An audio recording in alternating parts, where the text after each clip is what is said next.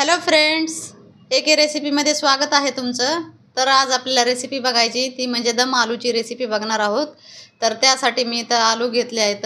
तुम्ही बघू शकता या साईजचे मी आलू घेतले आहेत. इथं मिनिमम मी अर्धा किलो आलू घेतले आहेत. तर आपल्याला आज याची रेसिपी बघायची. याचे मी सालं काढून घेतलेत आणि स्वच्छ धुवून घेतले आहेत. तर चला तर रेसिपीला सुरुवात करू. तर या आलूला आपल्याला काय करायचं आहे, असा एक फोर्क घ्यायचा आहे आणि फोर्कनं असे छोटे छोटे त्याला असे प्रेस करू करू असे होल बनवायचे आहेत. तर आपल्याला पूर्ण बटाट्याला असे करून घ्यायचे आहेत. तर पूर्ण बटाट्याला आपल्या झाले आहेत असे होल पाडून आणि याला स्वच्छ मी धुवून परत एकदा घेतले आहेत आणखी. तर आपल्याला आता याला एक शिट्टी द्यायची आहे. तर या कुकरमध्ये आपल्याला आपले बटाटे घालायचे आहेत. हे मी यामध्ये बटाटे घातलेत.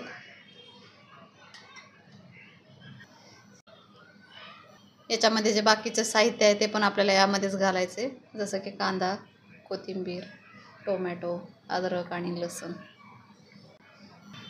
आणि ह्या राहिलेल्या आपल्याला कोथिंबीरच्या ज्या दांड्या आहेत त्या घेतल्या आहेत मी, त्या पण यामध्ये घालून आपल्याला थोडंसं पाणी घालून एक शिट्टी द्यायची आहे.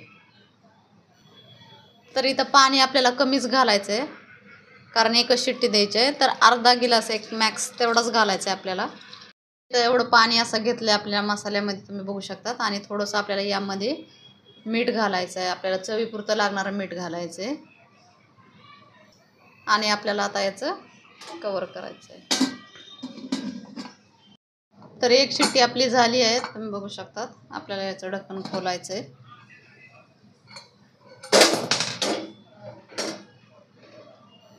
तर यामधलं आपल्याला ते मसाला जे ग्रेव्हीसाठी बनवला होता ते काढून घ्यायचा. यामधलं आपल्याला याचे सालं काढून घ्यायचे, थोडेसे टोमॅटोचे आहेत ते.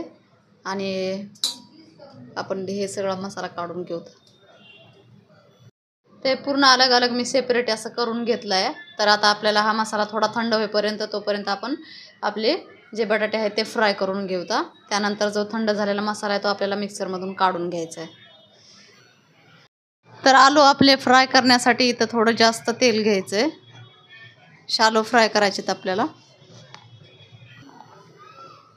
तर याच्यामध्ये आपल्याला सोडायचे असे.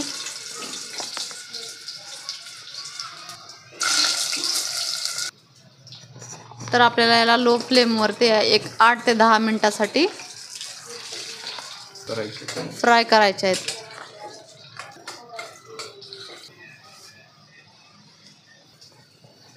तर आलू आपले शालो फ्राय झाले आहेत, तुम्ही बघू शकता. खूप छान असा कलर पण आला आहे. तर आपल्याला याला काढून घ्यायचं आहे आता.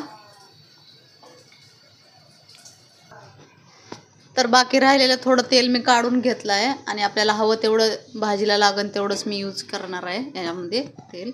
तर यामध्ये आपल्याला खडे मसाले घालायचे आहेत. तेजपत्ता, दालचिनी, लवंग आणि काळी मिर्च. आता यामध्ये आपल्याला हिंग घालायचं आहे. आणि जो मसाला आपण काढला होता तो मिक्सरमधून तो यामध्ये टाकायचा आहे आपल्याला.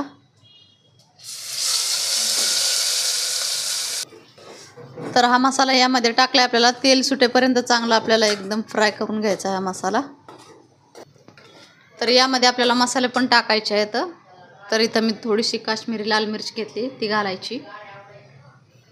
यामध्ये थोडंसं मीठ पण घालायचं आपल्याला.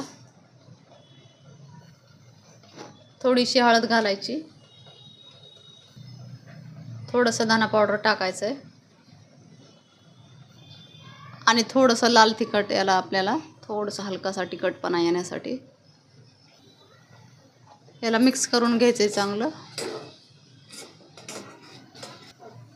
याला तेल सुटेपर्यंत आपल्याला थोडंसं 1-2 मिनिटासाठी कवर करून ठेवायचं आहे.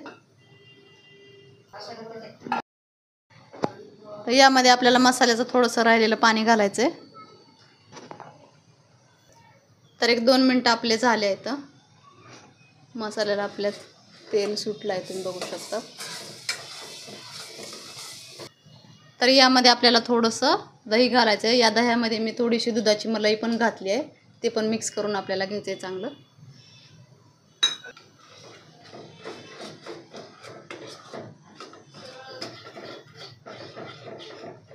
तर याला पण आपल्याला कव्हर करून 1-2 मिनिटासाठी ठेवायचे.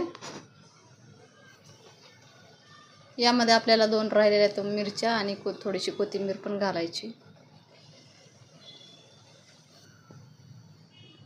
तर याचे पण 2 मिनिटं झाले आहेत. तर यामध्ये आपल्याला आता फ्राय केलेले बटाटे घालायचे. तर